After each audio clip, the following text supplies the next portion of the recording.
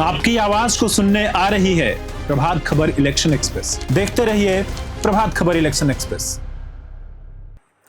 झारखंड से इस वक्त एक बुरी खबर सामने आ रही है। झारखंड सरकार में शिक्षा मंत्री रामदास सोरेन अब हमारे बीच नहीं रहे। जी हाँ, दिल्ली के अपोलो अस्पताल में उन्होंने अपनी अंतिम सांसें ली।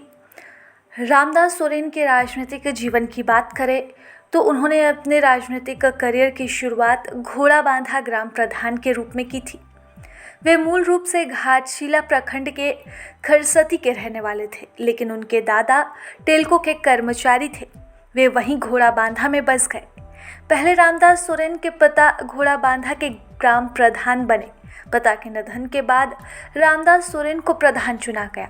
ग्राम प्रधान के रूप में भी रामदास सोरेन सामाजिक कार्यों में काफ़ी सक्रिय रहते थे। इसके बाद वे झामुमो से सामान्य कार्यकर्ता के रूप में जुड़े और 1990 में जिला सचिव व जिला अध्यक्ष भी चुने गए।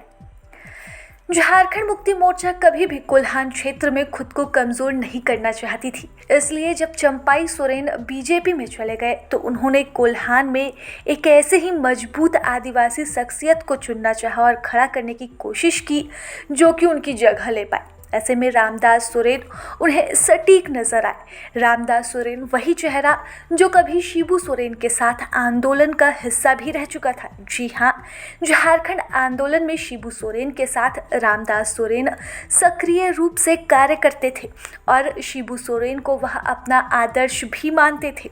यही वजह थी कि पार्टी ने रामदास सोरेन पर भरोसा जताते हुए चंपाई सोरेन की जगह रामदास सोरेन को कोल्हान क्षेत्र में पार्टी को मजबूत करने के लिए खड़ा किया। इसी रणनीति के तहत उन्हें जब सरकार बनी तो मंत्री पद में भी जिम्मेदारी मिली। रामदास सोरेन को बड़ी जिम्मेदारी देते हुए मुख्यमंत्री हेमंत सोरेन ने अपने कैबिनेट में शिक्षा मंत्री का पद दिया था।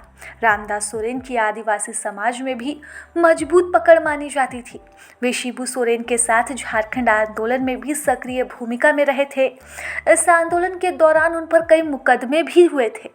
तो वहीं पूर्वी और पश्चिमी सिंहभूम के अलावा सरायकेला खरसावां जिले में पार्टी में उनके सीनियर नेता नहीं होने की वजह से भी रामदास सोरेन को बड़ी जिम्मेदारी दी गई थी। चंपाई सोरेन के बाद कोल्हान क्षेत्र में रामदास सोरेन की गिनती दूसरे नंबर के नेता के रूप में की जाती थी।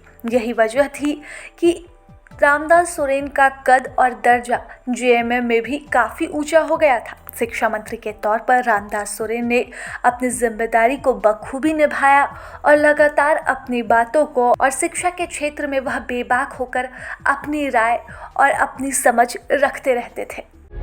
प्रभातखबर.com, विश्वास वही, रफ्तार नहीं।